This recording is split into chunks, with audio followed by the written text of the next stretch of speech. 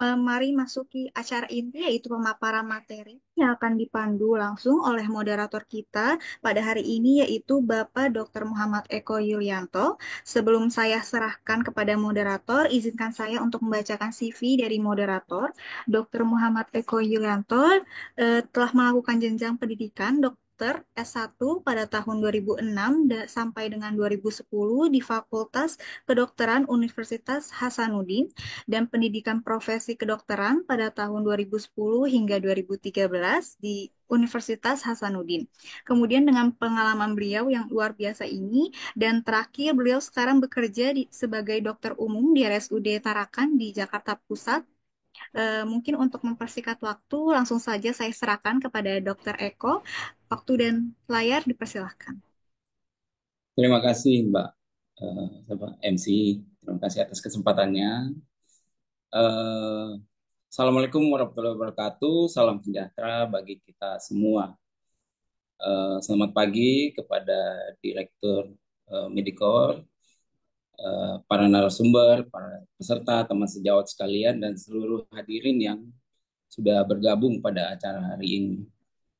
Puji syukur kita panjatkan kepada Tuhan Yang Maha Esa atas limpahan rahmat dan karunia-Nya sehingga kita dapat berkumpul dalam acara clinical mentoring kali ini.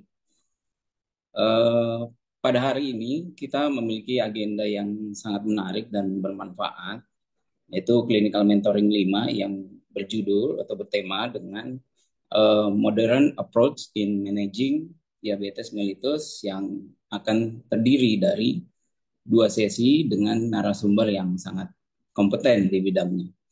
Bersama saya, Dr. Muhammad Eko Yulianto, selama 2 jam ke depan akan bertugas memandu jalannya clinical mentoring.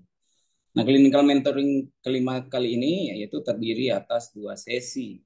Yang pertama nanti akan disampaikan oleh Dr. Faradiesa Adiana SPPD yang akan membahas tentang semaglutide subcutaneous injection for treatment of type 2 diabetes mellitus and clinical insight on semaglutide for chronic weight management in adults. Dan sesi kedua yang akan nanti dipandu oleh Bapak Sri Tranto Ali Susatyo dengan materi presentasi dari PT Innovation Healthcare Indonesia. Nah, setelah itu, setelah masing-masing sesi nanti akan ada sesi tanya jawab. Jadi kepada peserta kami harapkan kami mengundang untuk aktif berpartisipasi dengan mengajukan pertanyaan melalui kolom chat atau menggunakan fitur yang telah disediakan. Tanpa berlama-lama lagi, kita masuk ke sesi pertama. Tapi sebelumnya, saya membacakan biodata dari pemateri yang kebetulan sudah bergabung bersama kita. Dr. Faradisa, sudah Ya, sudah monitor. Dokter Eko, selamat pagi. Selamat pagi, Dok. Gimana kabar, Dok? Sehat? Ya, baik, sehat. Suara saya jelas ya, Dok ya? Jelas, Dok, jelas, jelas. Baik, saya bacakan biodata beliau. Beliau bernama Dr. Faradisa Adena SPPD. Beliau menyelesaikan Fakultas Kedokteran di Universitas CRC pada tahun 2003 sampai 2009. Beliau juga menyelesaikan pendidikan spesialis penyakit dalamnya di Universitas Indonesia pada tahun 2023. Dan saat ini beliau bekerja di RS Permata Depok dan Siloam Jantung Diagram. Beliau juga aktif di beberapa organisasi profesi dan saat ini menjadi anggota PABDI Depok dan menjadi bidang humas pengurus Paralmuni Pusat dari 2023 sampai dengan sekarang. Baik, Dok, untuk mempersingkat waktu saya persilakan kepada Dr. Faradisa untuk memulai presentasinya. Terima kasih, Dok. Ya, Assalamualaikum terima warahmatullahi kasih, Dokter. wabarakatuh. Waalaikumsalam warahmatullahi wabarakatuh. Terima kasih, Dokter Eko. Assalamualaikum warahmatullahi wabarakatuh. Selamat pagi. Yang saya hormati Dirut Medical Training, Dr. Rosa Maria Carly, MC Dr. Eko, dan moderator Claudia, serta teman sejawat sekalian. Pertama-tama saya akan mengucapkan terima kasih atas kesempatannya untuk mengisi webinar kali ini. Hari ini saya akan membahas mengenai semaglutide subcutaneous injection for type 2 diabetes dengan highlightnya yaitu modern approach. Sebenarnya bukan modern approach, tapi terjadi perubahan paradigma dari tata laksana diabetes mellitus tipe 2. Nanti akan saya jelaskan lebih lanjut lagi. Oke, slide. Ini CV saya. Next slide. Oke, sebelum saya memulai dari materi saya hari ini, saya akan menjelaskan bahwa saat ini Indonesia menduduki peringkat kelima di dunia dari populasi diabetes mellitus, yang mana diperkirakan pada akhir 2045 kita tetap menduduki peringkat kelima. Sebanyak 28,6 juta pasien diabetes di Indonesia itu menderita diabetes mellitus. Next.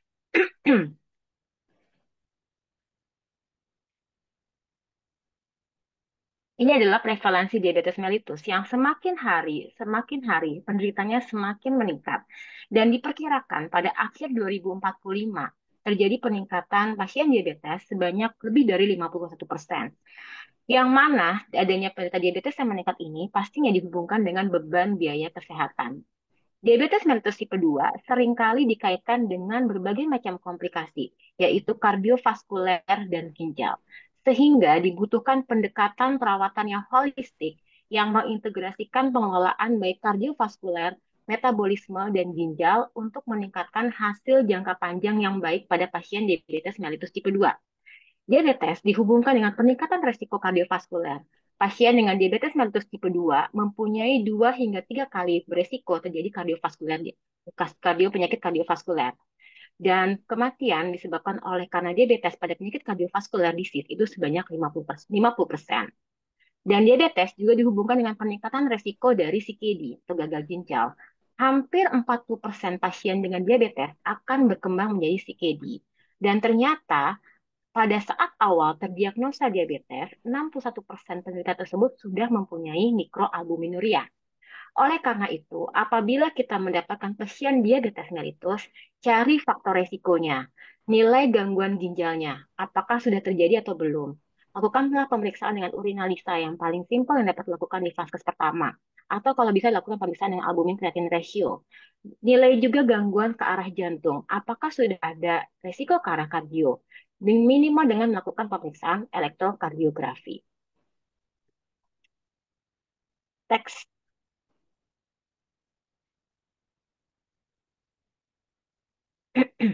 Nah, bagaimana sih sebenarnya beban dan tantangan diabetes di Indonesia? Seperti saya sudah jelaskan, semakin hari prevalensinya bukan hanya diabetes, tapi prediabetes itu semakin meningkat. Dan semakin hari trennya adalah usia muda yang semakin meningkat.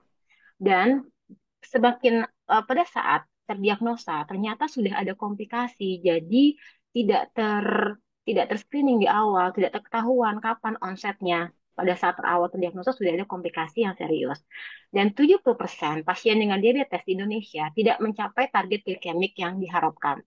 Oleh karena itu terjadi peningkatan komplikasi baik mikro maupun makrovaskuler yang dapat menurunkan kualitas hidup pada pasien diabetes mellitus. Dan pastinya pasien dengan diabetes dan komplikasi membutuhkan biaya yang lebih tinggi dibandingkan dengan tanpa komplikasi. Next.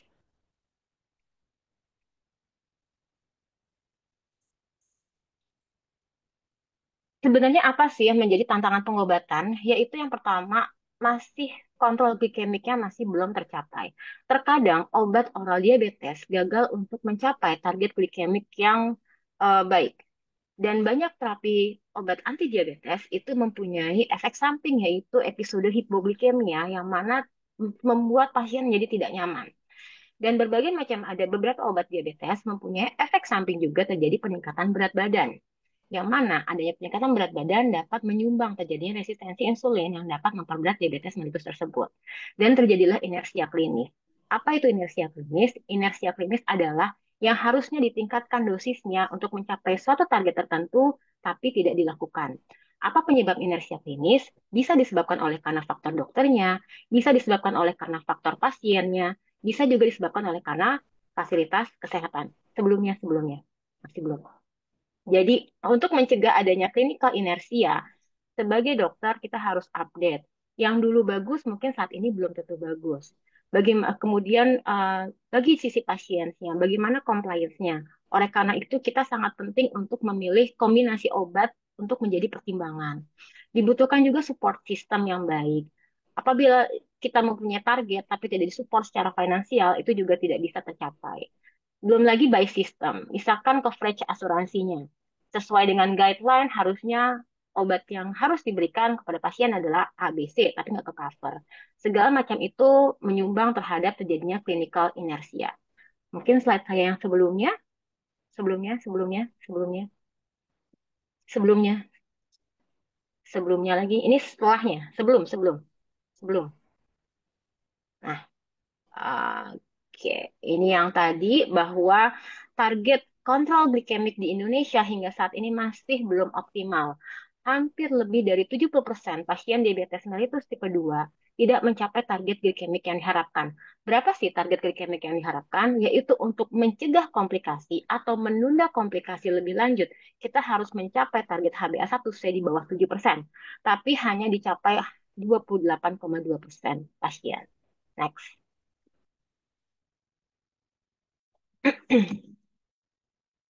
Sebelum cara lanjut, saya akan memberikan highlight script mengenai diabetes mellitus yang merupakan suatu penyakit yang kronik, kompleks, dan bersifat progresif.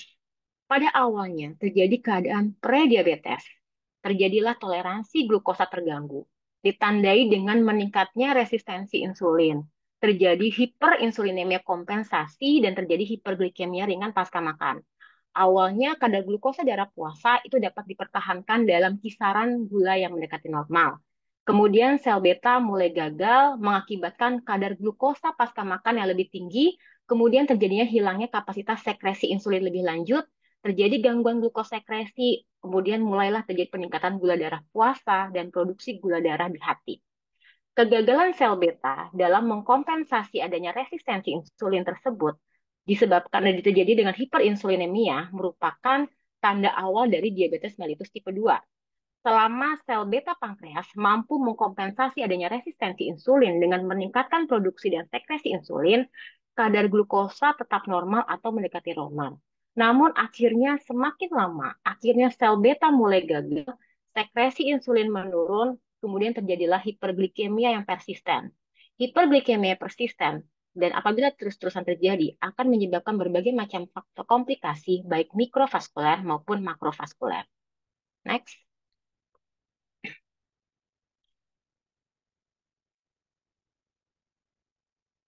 Next. Sebelumnya.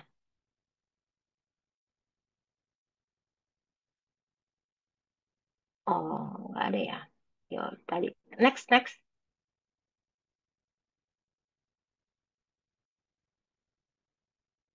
Ya udah, kalau gitu. Oke. Kayaknya ada deh.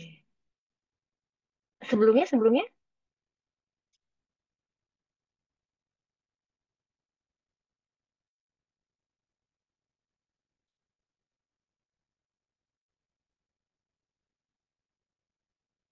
Ya udah, next.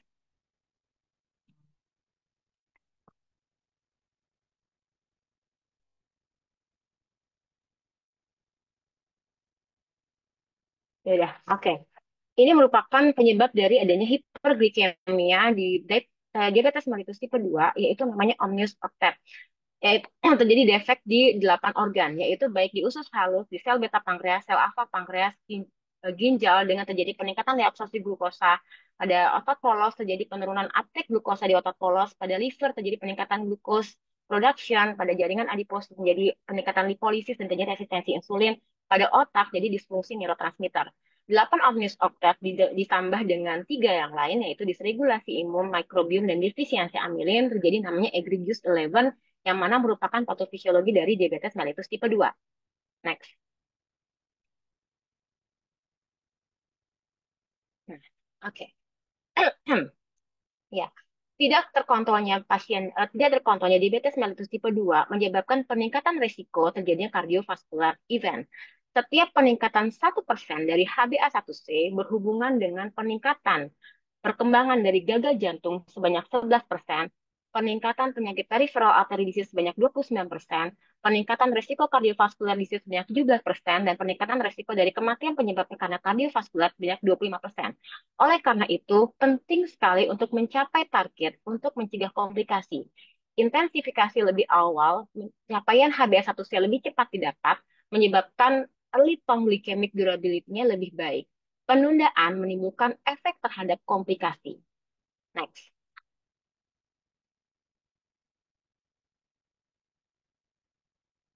Oke, ini seperti sudah saya jelaskan, pada saat ini kita berfokus bukan hanya pada glukosentris, bukan hanya glukosa darah yang kita targetkan, tapi kita harus melakukan pendekatan yang komprehensif. Jadi kita harus melihat berat badannya, kita harus melihat tekanan darahnya, kita harus melihat kontrol dari lipid, walaupun memang target utama adalah glucose control. Bagaimana dengan pengubahan ACR ataupun ARB? Pada saat awal pasien dengan diabetes mellitus tipe 2, kita harus melakukan primary prevention. Kita harus mencegah pasien tersebut untuk berkembang menjadi penyakit kardiovaskular, renal disease, ataupun metabolic disease. Caranya ini dengan menggunakan komprehensif yang komprehensif. Kita harus melihat berat badannya, targetnya harus tercapai, tekanan darahnya pun harus tercapai, dan kontrol lipid juga harus tercapai. Apabila sudah terjadi event, baik kardiovaskular ataupun renal disease, kita harus mencegah morbiditas mortalitas lebih jauh lagi dengan penggunaan dari prevention secondary prevention. Next.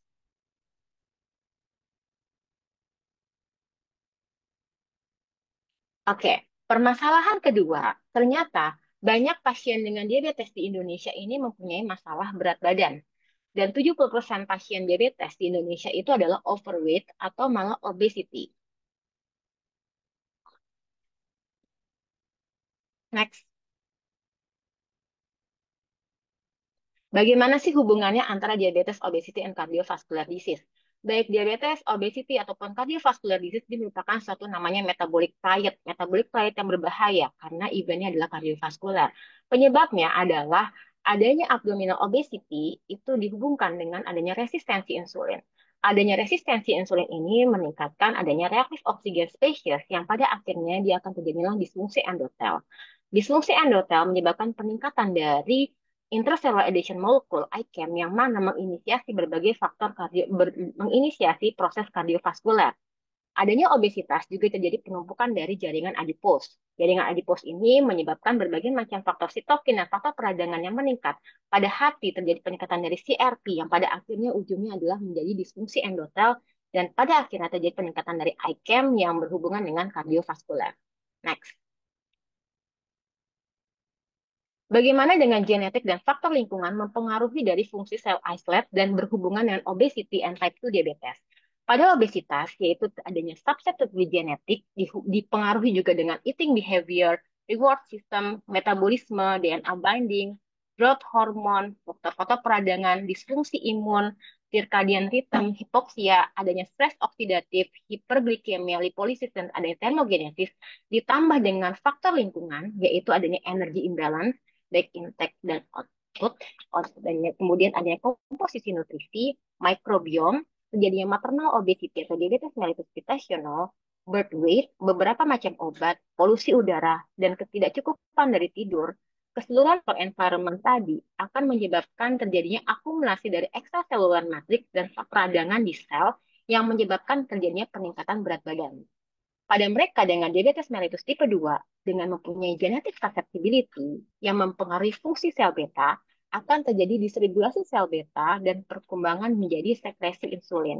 Ditambah dengan faktor-faktor lingkungan tadi, dan akanlah terjadi dari percepatan dari loss dari sel beta. Apabila sebelumnya sudah ada obesity, maka segala macam sel beta yang loss tadi akan dipercepat.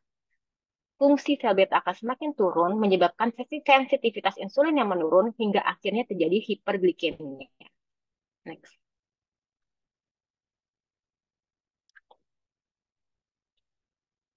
Ini juga yang hampir sama, bagaimana obesity ini menjadi hambatan dalam manajemen diabetes tipe 2. Adanya obesity menyebabkan peningkatan dari white adipose tissue, yang mana dia menghasilkan berbagai macam faktor peradangan, free fatty acid, tumor necrosis faktor alfa, interleukin 6, terjadi peningkatan lipolisis dan simpatic nervous system, terjadi lipotoksisitas, terjadi IRS dysfunction dan smoothie cell islet, hingga terjadilah resistensi insulin dan berkembang menjadi diabetes mellitus kedua.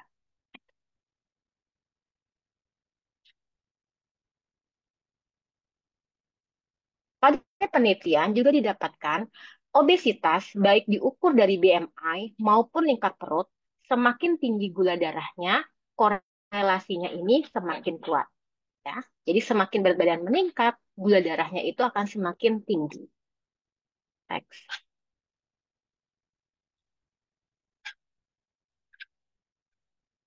Pening Peningkatan berat badan berhubungan juga dengan peningkatan dari risiko kardiovaskuler.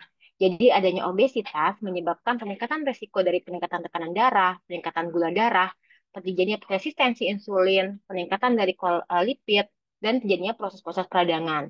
Berbagai macam tersebut menyebabkan progresivitas dari SCVD melalui disfungsi endotel, ICAM tadi, pembentukan sel foam dan proliferasi dari sel otot polos yang ujungnya terjadi miokard infarct, stroke, PAD, maupun mortalitas dari kardiovaskuler.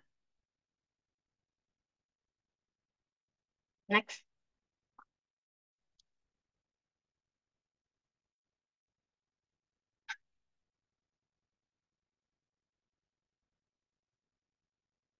Next. Ini merupakan risk factor yang sudah established dari ASCVD, yaitu diabetes, obesity, hypertension, hyperkolesterolemia, smoking, chronic kidney disease, age, dan genetic predisposition.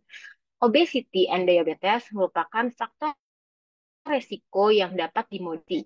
Oleh karena itu, dengan menata laksanaan kedua hal tersebut, kita dapat berkontribusi untuk pencegahan lebih lanjut dari ASCVD event. Next.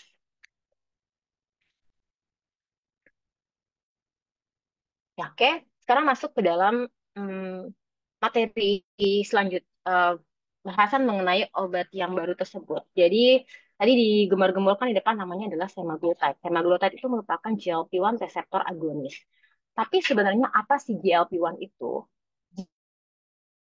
GLP-1 itu merupakan suatu peptida yang terdiri dari 30 atau 31 asam amino. Tubuh kita mempunyai GLP-1 endogen. Jadi kita sendiri tubuh kita mempunyai GLP-1 natif. Tapi waktu paruhnya sangat amat pendek, yaitu 1,5 hingga 2 menit. Sudah pendek, kemudian dipecah oleh enzim dipeptidyl peptidase.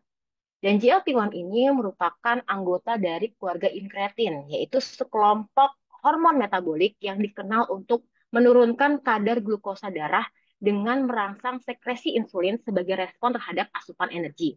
Dan GLP-1 ini disintesis terbanyak yaitu pada L-cell disus. Dia juga disekresi di neuron di hindbrain dan dia diekspresikan di otak, paru-paru, pankreas, heart, kidney, GI tract, dan otot polos. Next.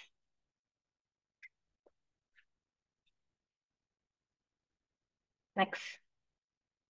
GLP-1 endogen natif mempunyai waktu paruh yang sangat amat singkat, kemudian dipecah sebelumnya.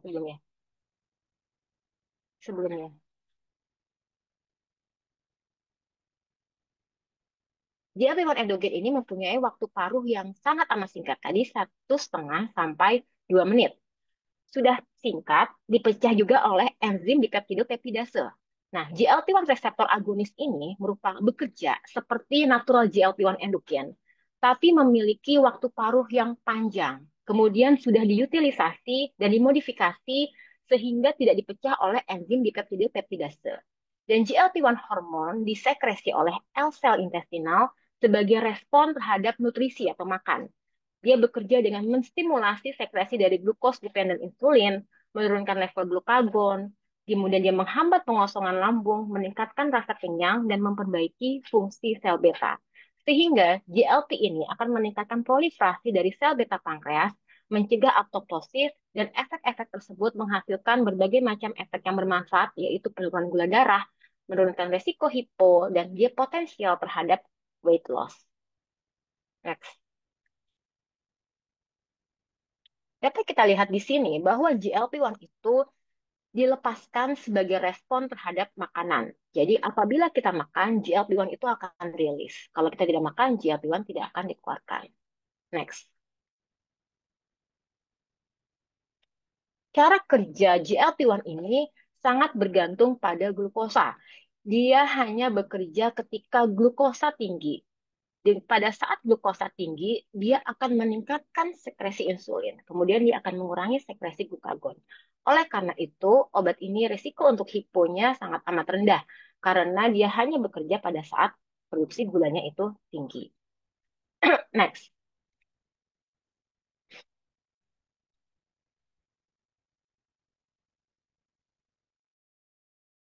Ini adalah incretin effect yang mana ternyata telah terbukti pada pasien dengan diabetes mellitus tipe 2 ini mengalami gangguan dari aktivitas incretin. Hal ini menyebabkan kegagalan mekanisme yang terlibat dalam sekresi insulin untuk berespon normal terhadap beban glukosa terkait intake makanan. Pada orang yang sehat, pada saat makan, sekresi inkretin akan meningkat sebagai respon terhadap makanan, sedangkan pada pasien dengan diabetes mellitus, inkretinnya akan menurun sehingga sering kali terjadi peningkatan insulin kandial yang terjadi di intestinal pada pasca makan. Next.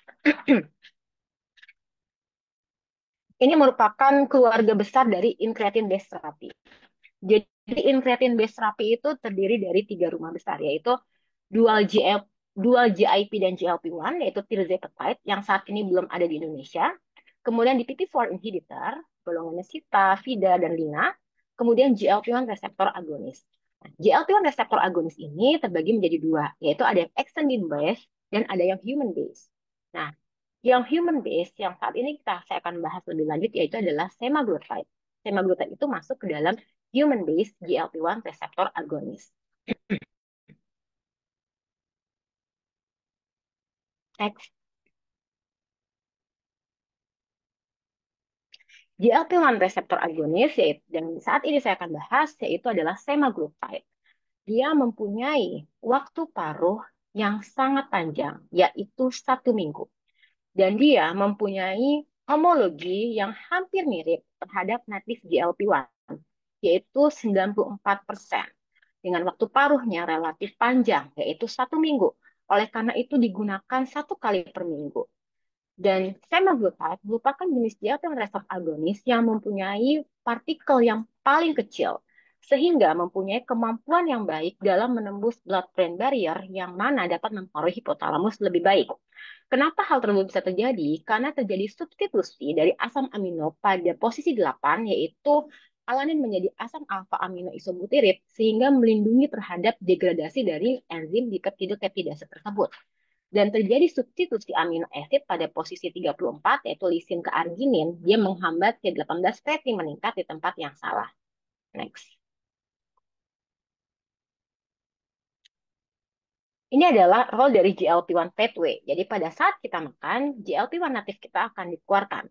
Tapi GLP natif kita itu sudah hanya pendek 1,5 hingga 2 menit, dia dihambat, didegradasi oleh enzim di peptidopeptidase menjadi GLP-1 yang tidak aktif.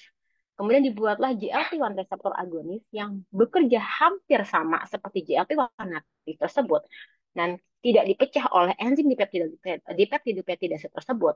Dan GLP-1 tersebut tadi, GLP-1 reseptor agonis tadi berefek terhadap berbagai macam organ.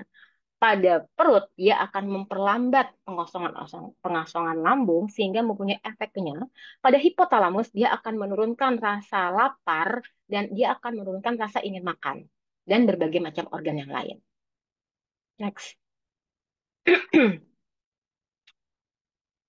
Ini hampir sama, tadi GLP-1 disekresi pada hindbrain, pankreas, dan L cell, tapi terbanyak ada di L cell di usus halus. Next.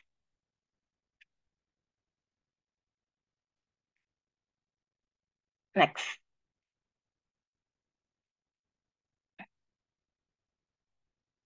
Next. Next.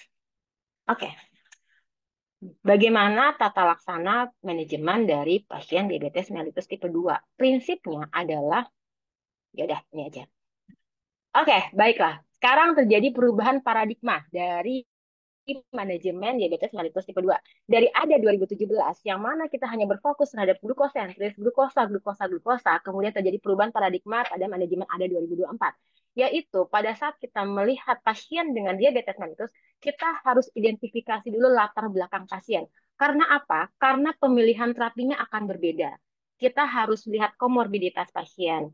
Sehingga kita akan memberikan obat yang mempunyai keuntungan, bukan hanya kontrol gula darah saja. Jadi beyond glucose control. Apabila kita mendapatkan pasien dengan diabetes mellitus tipe 2, kita harus menilai apakah sudah terjadi ASCVD, atherosclerotic cardiovascular disease, atau sudah terjadi heart failure, gagal jantung, atau sudah CKD, gagal ginjal. Karena pilihan obatnya berbeda, kita harus memilih obat yang lebih bermanfaat.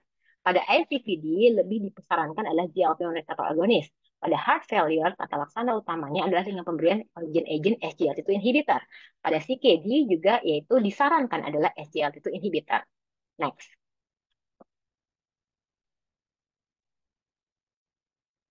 Oke, dari ada 2024 guideline, apabila kita mendapatkan pasien diabetes mellitus dan dia sudah ada apa saja itu ASCVD, next, nih, nah, ASCVD itu adalah sudah established, sudah ada myocard infarct, sudah ada stroke, sudah menjalani prosedur revaskularisasi, kemudian sudah pernah ada riwayat transient ischemic attack, pernah mengalami unstable angina, pernah mengalami amputasi, ataupun ada penyakit jantung koroner, atau mempunyai indikator untuk resiko tinggi terhadap high risk ICVD.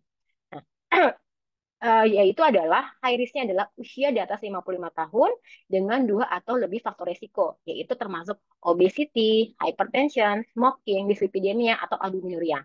Pada mereka yang seperti ini, disarankan adalah untuk memilih agen yang mempunyai benefit terhadap kardiovaskular. Agen itu adalah GLP-1 reseptor agonis dan atau SGLT2 inhibitor yang mempunyai benefit ke arah kardiovaskular disease, kardiovaskular benefit. Kemudian dilakukan evaluasi dari HbA1c. Apabila HbA1c tidak mencapai target, maka dilakukan kombinasi. Boleh GLP-1 reseptor dengan SGLT2 atau SGLT2 inhibitor dengan GLP-1 reseptor agonis. Next. Ini tadi ya, jadi SCVD-nya apa, itu kalau misalkan kita melihat pasien kita sudah ada satu dari kondisi tersebut.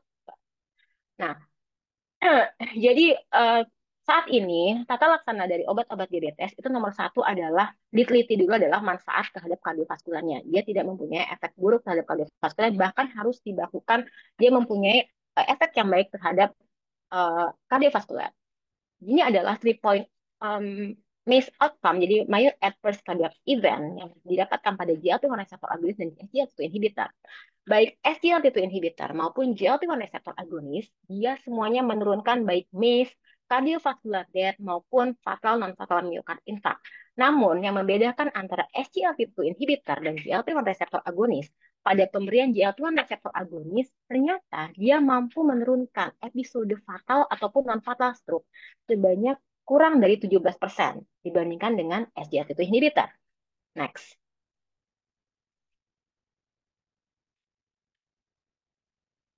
Oleh karena itu, dari konsensus AACE 2023, apabila kita mendapatkan pasien dengan stroke ataupun transient ischemic attack, pilihan utamanya adalah dengan pemilihan obat GLP-1 reseptor agonis atau juga diganti dengan pioglitazone. Next.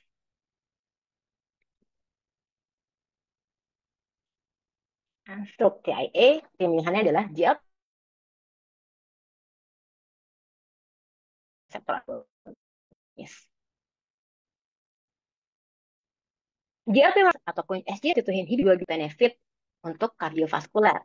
Jadi dengan GLP-1 dia menurunkan inflamasi, menurunkan injury, kemudian dia peningkatan dari fungsi endotel, peningkatan dari penurunan dari akumulasi lipid dan penurunan dari apatan agregasi, dan SGLT2 inhibitor dia efeknya yaitu dengan peningkatan dari fungsi endotel, penurunan blood pressure, dua-duanya sama-sama baik sehingga biasanya kita mengkombinasikan GLP-1 reseptor agonis ataupun SGLT2 inhibitor. Tapi lihat kasus by kasus. Next.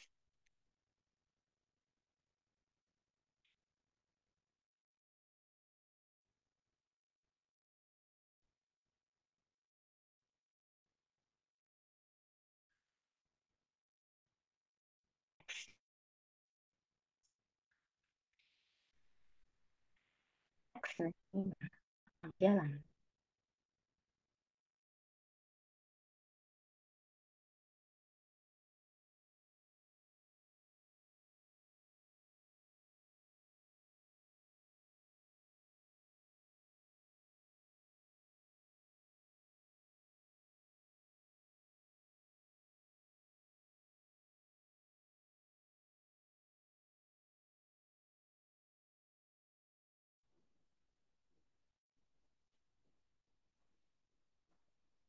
Dokter Paradisa.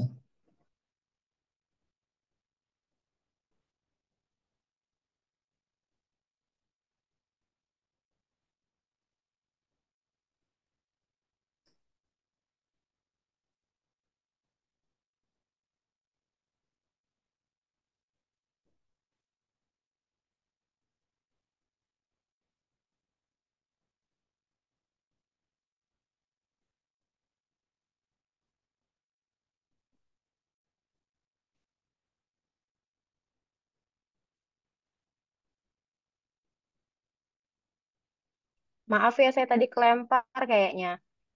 Iya dok, nggak apa-apa dok. Silakan. Ah, ini tadi sampai mana? Tadi nextnya ini ya, slide-nya ya. Iya dok, slide-nya. Oke. Nah, sekarang kita beranjak tadi kita berbicara mengenai ASCVD. Nah, kita harus melihat yang sisi sebelah kanan, yaitu memang kita eh, harus melihat risiko untuk mencegah penyakit dari kardiovaskular ataupun ginjal. Tapi kita juga harus mempunyai target glikemik yang baik. Apakah obat ini mampu untuk mencapai target glikemik yang baik? Next.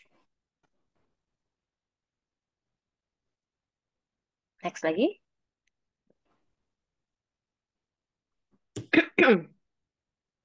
Ya, ini ya. Jadi dari ada 2024 obat-obatan yang mempunyai efikasi yang tinggi dalam mencapai target glikemik yang baik, yaitu sangat amat tinggi, yaitu di sini adalah dengan penggunaan semaglutide. Next, very high itu ada semaglutide, tirzepatide, insulin, ataupun kombinasi oral. Next, dari penelitian, dari penelitian yaitu didapatkan bagaimana semaglutide ini lebih superior dan konsisten dalam penurunan dari reduksi dari HbA1c dibandingkan dengan DPP-4 inhibitor, dibandingkan dengan SGLT2 inhibitor, dibandingkan dengan GLP-1 reseptor agonis golongan yang lain, dan dibandingkan dengan basal insulin, ternyata terjadi peningkatan yang signifikan dari reduksi dari HbA1c. Sehingga dapat dilihat bahwa ternyata bukan insulinnya menurunkan kadar gula darah, tapi dengan penambahan dari GLP-1 yaitu semaglutide dosis 1 mg per minggu itu secara signifikan dapat menurunkan dari HbA1c. Next.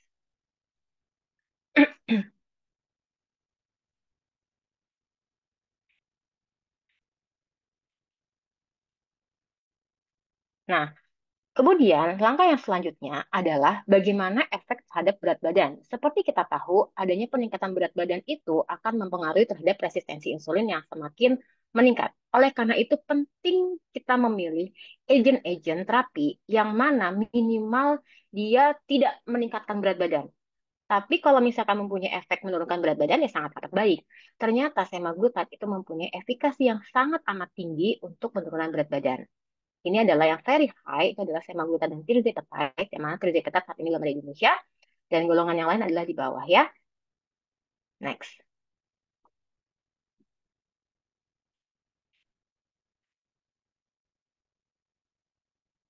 Dan ini adalah dari penelitiannya, dari penelitian sustain ini didapatkan bahwa semaglutide ini secara superior dan konsisten terjadi penurunan berat badan dibandingkan dengan golongan yang lain, yaitu DPP-4 inhibitor, SGLT2 inhibitor, golongan dari GLP-1 reseptor agonis yang lain. Dibandingkan dengan basal insulin, tentu saja kalau pemberian insulin, efek sampingnya adalah peningkatan berat badan. Jadi kalau misalkan dibandingkan dengan insulin, pasti sangat amat lebih superior penurunan berat badannya. Next.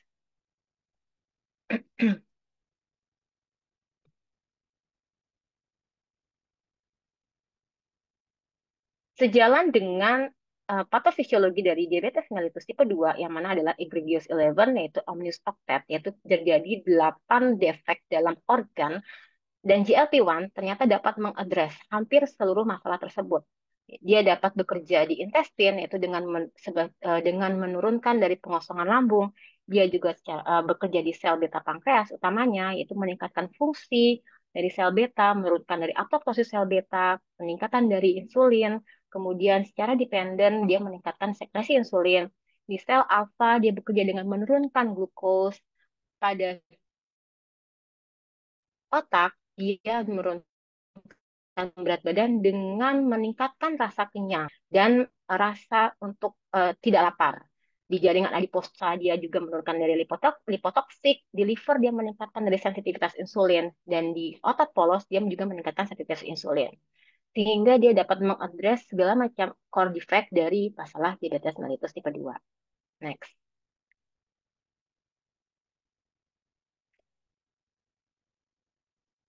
Oke, tadi kita sudah melihat obat-obat yang disebut golongan baru GLP-1 reseptor agonis. Tapi untuk tata laksananya tetap kita harus berpacu terhadap guideline. Dari Perkeni 2021, dari goal terapinya yaitu HbA1c-nya adalah di bawah 7. Tapi itu adalah bersifat terindividualisasi. Maksudnya adalah apa? Pada mereka dengan usia muda mempunyai ASCVD yang established, targetnya adalah sebisa mungkin di bawah dari 6, gitu ya. Tapi apabila mereka dengan usia misalkan geriatri, kemudian ada efek hipoglikemia sering, mungkin targetnya nggak di bawah 7, mungkin targetnya di bawah 7,5. Jadi target HbA1c memang terindividualisasi, tapi rata-rata kita ingin mencapai target HbA1c adalah di bawah 7. Yang harus dilakukan adalah pertama dengan modifikasi gaya hidup tentunya. Tapi walaupun memang pilar diabetes itu ada 5 ya, diet, yaitu diet olahraga, kemudian obat-obat diabetes, tapi tetap apabila HbA1c-nya di bawah dari 7,5, kita dapat memberikan monoterapi. Coba diklik next deh. Next. Oke.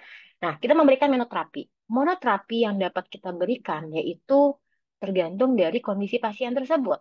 Boleh metformin, boleh SU, boleh akarbos, boleh tiazolidindon, boleh DPP-4 inhibitor, boleh SGLT2 inhibitor, boleh dengan GLP-1 reseptor agonis. Pilihannya berdasarkan kondisi, ketersediaan obat, dan paling penting adalah biaya. Nah, di sini GLP-1 reseptor agonis itu sudah dapat diberikan baik sebagai terapi monoterapi, sebagai dual combination, sebagai triple terapi. Ya, jadi kalau misalkan kita mendapatkan HbA1c pasien di atas 7,5, kita nggak lagi mikirin cuma satu macam obat, kita harus memberikan kombinasi. Apabila HbA1c-nya di atas 9, sudah ada gejala dekompensasi metabolik, maka terapinya dekompensasi metabolik itu artinya adalah sudah terjadi penurunan berat badan, maka itu harus dilakukan pemberian insulin dengan terapi-terapi obat oral yang lain.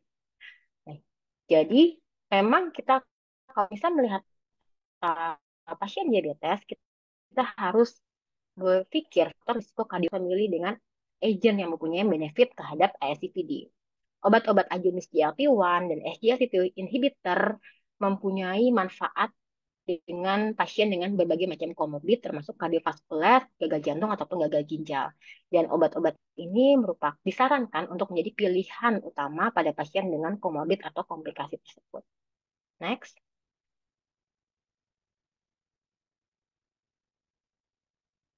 Nah, bagaimana kita memberikan terapi semaglutide?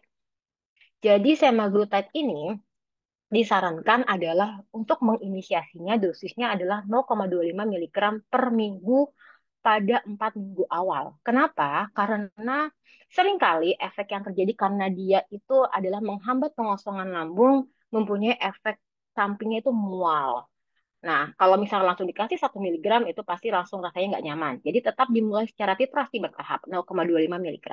Cara untuk menghindari atau mengurangi efek samping mual tersebut yaitu adalah dengan mengedukasi pasiennya pada saat pemberian awal itu ada dari makanan setelah 1 minggu 0,25 miligram, kemudian kita lakukan titrasi menjadi 0,5 miligram, dan kemudian maintenance-nya yaitu 1 miligram per minggu. Apabila targetnya belum tercapai, dapat ditingkatkan lagi dosisnya. Ya, next.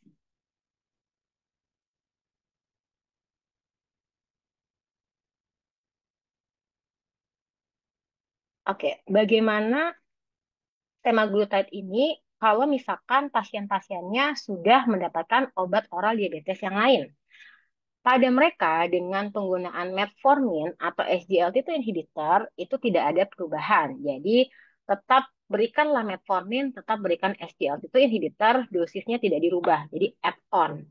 Apabila mereka sebelumnya, pasiennya sebelumnya sudah mendapatkan golongan-golongan sulfonylurea atau insulin, baiknya adalah dengan menurunkan dosis dari SU sebelumnya. Atau kalau bisa untuk sulfonylurea itu di stop.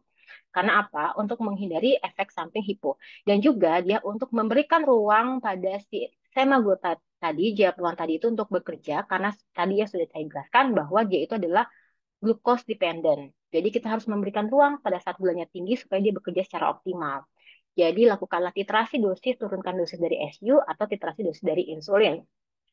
Nah, kalau misalkan kalau misalkan eh, pasien ini baru pertama kali berobat, belum pernah obat sama sekali, tapi HbA1c-nya di atas 9, makanya harus langsung diberikan dari insulin. Nah, itu langsung diterapikan bersama, nggak ada kemudian dilakukan evaluasi dari self monitoring blood glucose untuk pencegahan dari hipoglikemia. Dan pada populasi khusus, yaitu pada usia lanjut, pada mereka dengan masalah gangguan ginjal sedang ataupun ringan, dan mereka dengan masalah hepar sedang ataupun ringan, dia tidak ada dosis adjustment. Jadi dosisnya tetap seperti yang tadi. Dimulai dengan 0,25, titrasi menjadi 1 miligram per minggu. Next.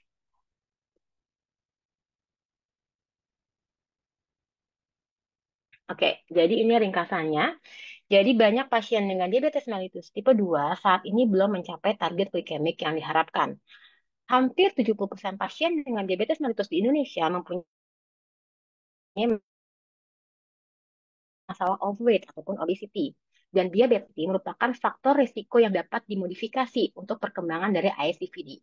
Dari ADA 2024, merekomendasikan semaglutide sebagai anti-diabetes agent yang mempunyai efikasi terhadap penurunan glukosa darah yang sangat amat tinggi dan mempunyai efek penurunan berat badan juga yang sangat amat tinggi. Dari ADA 2024 merekomendasikan penggunaan GLP-1 reseptor agonis atau SGLT2 inhibitor yang sudah terbukti mempunyai benefit dari kardiovaskuler seperti semaglutide pada mereka dengan diabetes mellitus tipe 2 dan sudah established ASCVD atau sudah tinggi faktor risiko kardiovaskulernya, ASCVD-nya. Dari AACE 2023 memprioritaskan GLP-1 reseptor agonis dibandingkan dengan SGLT2 inhibitor pada mereka dengan type 2 diabetes dengan adanya stroke atau sudah pernah ada transient ischemic attack. Dan semaglutide dengan 1 kali per minggu ini sangat nyaman, sangat aman digunakan sehingga resiko untuk ketidakpatuhannya rendah dan dia dapat digunakan secara luas pada segala macam populasi, baik mereka dengan usia lanjut, mereka dengan masalah ginjal, dan mereka dengan masalah dari hati. Sepertinya ini slide saya yang terakhir. Selebihnya saya mohon maaf apabila ada kekurangan. Selanjutnya mungkin akan dilanjutkan dengan sesi tanya jawab. Saya kembalikan kepada MC. Baik, terima kasih banyak kepada Dr. Faradisa yang sudah memberikan kita materi yang sangat informatif dan sangat bermanfaat, apalagi bagi teman-teman sejawat yang bertugas di Vaskes yang memiliki fasilitas yang kurang memadai mungkin, atau di tempat yang banyak kasus seperti ini. Sekarang kita memasuki sesi tanya jawab. Kita memiliki waktu sekitar 15 menit untuk sesi tanya jawab ini. Jadi bagi peserta atau teman-teman sejawat sekalian, jika memiliki pertanyaan bisa disampaikan melalui kolom chat atau menggunakan fitur raise hand untuk bertanya secara langsung. Eh, Tanpa berlama-lama, ini mungkin sudah ada pertanyaan dari peserta, dari Dokter Rahmat Muhammad Rahmat Abadi. eh, Apakah ada alternatif sediaan injeksi semaglutide yang murah, mengingat Ozempic harganya itu sekitar 2 jutaan per pen? Iya, Mungkin iya, bisa iya, baik. langsung dijawab, Dok.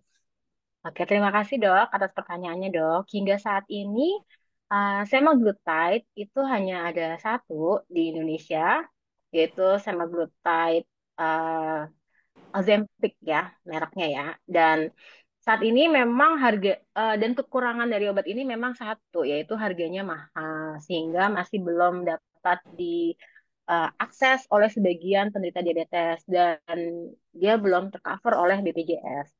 Walaupun sebenarnya tadi mempunyai efek-efek yang sangat amat baik pada SCV dan yang lain, tapi memang sayangnya dia belum tercover BPJS sehingga tidak bisa diakses oleh eh, hampir seluruh pasien ya, kebanyakan pasien yang dengan BPJS. Jadi belum ada dok, mohon maaf banget. Golongan GLP-1 yang lain itu juga baik yang extendin base seperti liraglutide itu juga belum ada BPJS-nya. Semuanya golongan GLP-1 ini tidak ada BPJS dan rata harganya relatif memang mahal ya dok. Jadi memang uh, susah untuk diakses buat sebagian orang. Seperti itu dok. Baik, kita lanjut ke pertanyaan selanjutnya dari Dokter Rosa. Ini pertanyaannya, bagaimana dengan dosis oral semaglutide? Dan bisa mungkin Oke. dilanjutkan dari pertanyaan Dokter Maynard. Ini pertanyaannya, sampai berapa lama bisa diberikan uh, semaglutide oral ini? Ya, Terima kasih. oke, baik. Ya, jadi memang sudah ada semaglutide oral, tapi belum ada di Indonesia. Terakhir itu memang belum masuk di Indonesia semaglutide oral. Infonya sih pada awal 2025 ya, sudah bentar lagi ya. 2025 tuh baru masuk dok semaglutide oral. Nah, semaglutide oral itu dosisnya itu udah 3 miligram, 7 sama 14. Jadi kalau misalkan yang sebelumnya sudah tapi bedanya kalau semaglutide oral sama suntik, kalau semaglutide oral itu minumnya setiap hari. Kalau yang suntik itu 1 kali per minggu gitu ya. Jadi kalau misalkan ini balikin lagi beberapa reference pasien. Jadi saya biasanya kalau misalkan mau terapi pasien itu selalu nanyakan kenyamanannya pasien itu seperti apa. Karena kan mereka yang saya nggak mau minum obat tiap hari dok, 1 kali per minggu, oke. Tapi kalau mereka saya takut suntik dok, saya maunya minum obat aja. Ada semaglutide oral, dosisnya itu 3 miligram, 7 miligram, dan 14 miligram. Dosis 3 miligram itu setara dengan semaglutide suntik, yaitu 0,25 miligram yang per minggu. Dosis 7 sama 14 itu setara dengan yang 0,5. Jadi boleh langsung suntik dari oral, tidak perlu wash out. Gitu, dok. Jadi kalau misalkan sebelumnya suntiknya 0,25 per minggu, itu makanya langsung diganti dengan semaglutide yang 3 miligram. Seperti itu. Baik, apakah sudah jelas? Nanti kalau kurang jelas bisa ditambahkan lagi di kolom chat. Ini ada yang raise hand, ini dari Bapak Joni, mungkin bisa langsung bertanya. Bapak Joni. Terima kasih Dokter Faradisa, Dokter Eko. Ya, Eh, Melihat beban yang begitu besar eh, dan bebannya mengalami kesulitan untuk mengontrol, apakah ada saran ketika harus titrasi, si pasien itu masih punya akses untuk melihat dia punya performance-nya? Eh, Biasanya teman-teman atau pasien-pasien yang agak di remote susah mengakses dokter, dia mengalami kesulitan untuk datang ke dokter untuk memeriksa atau ke laboratorium. Terima kasih. Eh, Gimana dok? Maksudnya monitoringnya dok untuk mereka yang tidak bisa mengakses? kan katanya tadi harus ada kemungkinan titrasi ya. Oh iya, oh iya, oke dok. Nah, Oh baik itu baik, kan oke oke. berarti kalau titrasi itu dia harus Ya ya. punya kemampuan untuk memonitor dia punya Oh gula kan. oke Nah, oke, baik kalau dia baik dok. harus pergi terus, itu kan repot juga gitu. Ada cara Ya nggak ya, supaya oke. ada kemandirian? Terima kasih. Oh, oke. Baik, Dok. Terima kasih atas pertanyaannya, Dok. Kalau misalkan saya biasanya pasien-pasien saya dengan diabetes mellitus tipe 2 itu biasanya pada saat awal itu saya selalu menganjurkan untuk mereka tuh beli untuk alat cek GDS mandiri gitu, Dok. Tapi kalau mereka tidak mampu gitu ya, kalau mereka tidak mampu, saya selalu tanya, Pak, Bu, di dekat Ibu ada klinik nggak? Ada puskesmas nggak yang paling dekat gitu. Nah, untuk pemantauan gula darahnya ini tergantung dengan regimen obat yang didapatkan oleh pasien. Semakin kompleks, semakin banyak obat yang diberikan, memang pemantauannya harus lebih ketat sehingga untuk menghindari efek dari hipoglikemia tadi. Tapi kalau misalkan regimen obatnya itu adalah tidak kompleks, tidak banyak, dan resiko hiponya itu rendah, kita tidak perlu terlalu strict per minggu gitu ya, cek labnya, cek gula darahnya. Jadi minimal 1 bulan 1 kali. Nah, kalau misalkan dosis obat yang semaglutide ini memang dilakukan titrasi adalah dalam rangka untuk menghindari efek samping dari GI symptom tadi, dok. Nah, jadi sebenarnya dosis optimal untuk semaglutide itu adalah 1 mg per minggu. Tapi toleransi orang itu berbeda-beda. Ada, jadi kita lihat dulu 0,25 mg 1 bulan, kemudian tidak ada efek samping, sebenarnya bisa langsung titrasi ke 0,5 mg, gitu dok. Kemudian satu bulan lagi dievaluasi, tidak ada GI symptom, dosis maintenance-nya itu yang diharapkan adalah 1 mg. Tapi apabila pasien tersebut begitu dilakukan titrasi ke 0,5 mg, GI symptomnya semakin berat, kita tidak bisa memaksakan untuk menaikkan dosis ke maintenance 1 mg, dok. Itu sebenarnya titrasinya. Tapi kalau untuk pemantauan gula darahnya, itu sebenarnya seperti itu. Semakin kompleks, semakin ketat pemantauannya. Tapi kalau misalkan obat oral diabetes ataupun obat-obatnya tidak begitu kompleks, misalkan nggak sampai suntik 4 kali gitu ya, itu nggak perlu terlalu heboh pemantauannya. Jadi cukup 1 bulan 1 kali. Kalaupun susah minimal 3 bulan 1 kali, 3 bulan untuk pemeriksaan dari HbA1c, dok. Seperti itu, dok. Thank you. Terima kasih, Dokter Farah. Hmm. Baik, terima Ya, kasih dok. Dr. Joni Sama-sama, atas dok. pertanyaannya. Baik, pertanyaan selanjutnya dok, ini saya gabung dari pertanyaan Dr. Niar sama Dr. Aji Alredo. Ini tentang pemesanan HbA1c dalam pemberian semaglutide ini. Apalagi pada pasien yang Apa? bertugas di daerah yang sangat terpencil, ini pemesanan HbA1c kan agak terbatas dan mungkin tidak ada. Ya, Apakah baik, target dok. bagaimana untuk target gula darah berhubung dan pemerintah? Apakah cukup berpatokan dengan GDS dan GDP saja, dok? Apakah bisa pemberian semaglutide kita berikan melihat GDS, GDP tanpa ada pemesanan HbA1c, dok? Terima kasih banyak, dok. Oke, baik. Terima kasih atas pertanyaannya, dok. Ini juga sering ditanyakan ya. Kalau misalkan tidak ada pemeriksaan HbA1c itu seperti apa? HbA1c itu kan kisar rata-rata gula darah dalam 3 bulan terakhir. Apabila tidak dapat dilakukan, kita dapat lakukan konversi, dok. Itu ada konversinya. Jadi kita bisa lakukan pemeriksaan gula darah puasa ataupun gula darah habis makan, kemudian kita lihat rata-ratanya. Kalau misalkan rata-ratanya itu 200, 300, ya itu artinya HbA1c-nya itu pasti kisarannya di atas 9 tuh pasti gitu. Kalau gula darah di atas 200, 300 tuh pasti kisaran di atas 9. Nah, kalau misalkan di atas 9 tadi balik lagi ke rekomendasi dari Perkeni, dok. Di atas 9, mungkin saya sambil ini ya. Nih, sambil saya buka. Nih, ya, di Perkeni juga ditekankan. Bila HbA1c nggak dapat diperiksa, maka kita lakukan gula darah rata-rata. Kemudian kita konversi ke HbA1c. Nah, jadi kita pakai rata-ratanya, dok. Kalau misalkan sangat amat tinggi, misalkan gula darahnya di atas 300, itu udah pasti HbA1c di atas 9. Nah, kalau misalkan di atas 1,9, apakah kita dapat penggunaan GLP-1 reseptor agonis? Boleh, tapi nggak boleh sendirian, ya. Jadi dia nggak boleh sendirian terapinya. Jadi bukan lakukan satu nanti evaluasi bulan depan naikin lagi enggak.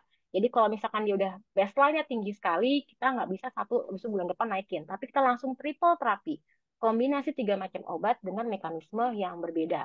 Apabila sudah terjadi dekompensasi metabolik, yaitu penurunan berat badan yang drastis, kita harus pemberian insulin ditambah dengan agen yang lain. Misalkan insulin ditambah dengan GLP-1 reseptor itu boleh. Insulin, GLP-1 dengan metformin, karena metformin yang paling banyak didapatkan di daerah, itu juga boleh. Kemudian kita lakukan evaluasi 3 bulan kemudian untuk melakukan intensifikasi. Gitu, Dok. Baik, terima kasih banyak dok. Eh, Selanjutnya dok, ini pertanyaan dari Dr. Maria Rosa Carli sebagai direktur. Pertanyaan beliau, adakah efek samping setelah putus obat semaglutide injeksi setelah pemakaian setelah jangka waktu tertentu? Dan apakah ada usia tertentu yang diperbolehkan menggunakan injeksi semaglutide atau oral semaglutide? Misalnya remaja, apakah diperbolehkan? Terima kasih dok. Oke. Baik, terima kasih dok atas pertanyaannya dok. Sebenarnya kalau misalkan tiba-tiba di stop itu nggak ada withdraw efeknya sih dok sebetulnya dok. Cuman yang diharapkan itu kan sebenarnya kan cara kerja obatnya itu kan untuk membuat pasien tuh jadi nggak mau makan, jadi kenyang gitu kan. Nah, karena itu jadinya kalori yang diasup oleh pasien itu jadi semakin turun. Makanya efeknya terhadap berat badannya akan berkurang. Nah, kalau misalkan dia di stop obatnya, ya jadinya berat badannya stagnan di situ, dia nggak akan makin turun. Kemudian ya nanti gula darahnya jadinya ya bisa naik karena kan nggak di apa namanya nggak ada obat yang atau kecuali kalau mau diganti ke obat yang lain itu boleh sih dok kalau memang masalah biaya ya dok itu juga sering terjadi. Cuman saya sih biasanya kalau misalkan bagaimana efek yang jangka panjang yang sustain yang durability gitu yang stabil konsisten yang bisa dicapai. Biasanya saya selalu minta sama pasien itu kalau mau konsisten baik terus-terusan itu minimal 6 bulan sih dok pemakaian semaglutide dok. Ozempic itu 6 bulan, minimal 6 bulan, kalau bisa 1 tahun. Karena dengan penurunan berat badan, dia akan terjadi resistensi insulinnya akan semakin membaik. Nah, resistensi insulin yang baik itu bukan yang nggak mungkin dok kita mencapai remisi diabetes gitu. Jadi pada mereka dengan obesity, yang obesitas yang baru-baru apa diabetes yang baru ya. Jadi bukan yang hingga terjadi dekompensasi metabolik. Kalau yang udah dekompensasi metabolik yang udah kurus itu pasti udah masalahnya di gagal beta pankreas. Tapi kalau misalkan diabetes baru yang obesity, dia permasalahannya adalah di resistensi insulinnya, dok. Jadi harapannya dengan pemberian dengan semaglutide dengan agent yang lain gitu ya, kemudian tetap pilar diabetesnya dijalankan, dietnya, olahraganya gitu. Kemudian dia mampu menurunkan berat badannya. Nah, kemudian mencapai target tahap remisi diabetes, itu kita bisa mereverse dok dari yang sebelumnya diabetes mellitus terus jadi normal, bukan normal ya. Jadi diabetes mellitus terkontrol dengan diet gitu istilahnya. Jadi saya agak susah, agak bahaya kalau ngomong normal. Jadi diabetes mellitus terkontrol dengan diet gitu. Nah, sekarang kan memang lagi booming istilah namanya remisi diabetes. Remisi diabetes itu apa? Remisi diabetes itu adalah kondisi HbA1c tetap di bawah 6,5 dalam 3 bulan berturut-turut tanpa penggunaan obat-obat oral diabetes. Dan saat ini sangat amat mampu untuk mencapai remisi diabetes, terutama pada mereka yang terdiagnosa diabetes di awal. Gitu. Jadi target saat ini, kalau saya ya, targetnya adalah mencari pasien-pasien yang masih obes, prediabetes, sehingga kita mencegah supaya dia jangan sampai diabetes, jangan sampai dia dekompensasi metabolik. Dan pasien-pasien saya tuh lebih banyak sekarang yang awalnya pakai 3 macam obat, kemudian lakukan pilar diabetes yang tadi. Enggak, kita sekarang terkontrol dengan diet. Dan tapi selalu ditekankan kepada pasien yang namanya diabetes itu adalah suatu penyakit yang kronik. Jadi dia kronik akan terus-terus terjadi. Apabila pola makannya berubah, apabila dia nggak olahraga, bukannya nggak mungkin dia akan balik lagi seperti diabetes yang tadi. Makanya namanya remisi. Gitu, dok. Gitu. Jadi saya selalu pasien 6 bulan deh Pak, 6 bulan deh Bu, minimal. Kalau obes tuh pasti resistensi insulinnya masih banyak, masih tinggi, dan sel betanya kemungkinan masih cukup baik, sehingga untuk remisi itu sangat amat mungkin. Gitu. Oke, pertanyaan yang kedua, apakah ada usia tertentu yang diperbolehkan menggunakan injeksi semaglutide? Oke, penelitiannya dari semaglutide ini itu pada mereka dengan usia 18 tahun, Dok. Jadi tidak disarankan pada mereka yang di bawah 18 tahun. Bukannya tidak disarankan karena memang belum ada penelitiannya untuk populasi di bawah 18 tahun, sehingga belum disarankan. Seperti itu, Dok. Tapi kalau untuk lansia itu nggak ada batasan, Dok. Jadi minimal di atas 18 tahun itu boleh diberikan dengan semaglutide. Populasi lain yang tidak boleh diberikan yaitu pada mereka dengan ibu hamil atau menyusui ya dok, karena penelitiannya juga menyingkirkan, mengeksklusi mereka dengan hamil dan menyusui. Jadi penelitian dari semaglutide ini memasukkan mereka dengan diabetes mellitus dengan usia dari 18 tahun, kemudian mereka yang tidak hamil dan tidak menyusui dok. Gitu. Jadi lebih ke belum ada penelitiannya sih dok. Jadinya belum disarankan untuk mereka di bawah 18 tahun dan mereka dengan ibu hamil atau menyusui. Seperti itu dok. Baik dok, terima kasih banyak atas jawabannya dok. Karena keterbatasan waktu, sekarang udah memasuki waktu 10.35, kita harus melangkah ke sesi selanjutnya dok. Jadi teman-teman yang sudah bertanya, mohon maaf, nanti mungkin bisa ketemu di kesempatan yang lain bersama Dr. Faradisa dengan SPPD. Terima kasih banyak dok atas waktunya. Terima kasih banyak juga perhatian kepada peserta yang sudah berpartisipasi aktif dari sesi pertama ini. Terima kasih banyak dok kembali Ya, atas sama-sama waktunya. dok. Ya, Beliau ya ini terima kasih. dalam kesibukannya masih menyempatkan waktu, apalagi hari Sabtu masih visit dok, atau gimana dok? Ya, begitulah. Baik Ya, saya dok. nggak praktek hari ini Oh demi enggak. misi medical monitoring ya. Baik dok, terima Oke, kasih banyak. Terima oke. kasih. Ya, Oke. senang sekali saya diundang pada hari ini. Semoga apa yang saya sampaikan hari ini bermanfaat untuk dokter sekalian. Terima kasih untuk Dokter Eko dan Dokter Maria Rosa. Dan terima kasih juga kepada teman-teman sejawat sekalian. Saya undur diri ya. Sampai ketemu di kesempatan selanjutnya pada clinical mentoring yang lain. Baik. Oke, Terima Assalamualaikum kasih warahmatullahi banyak. wabarakatuh. Saya izin pamit ya Waalaikumsalam. dok. Terima Baik dok. kasih.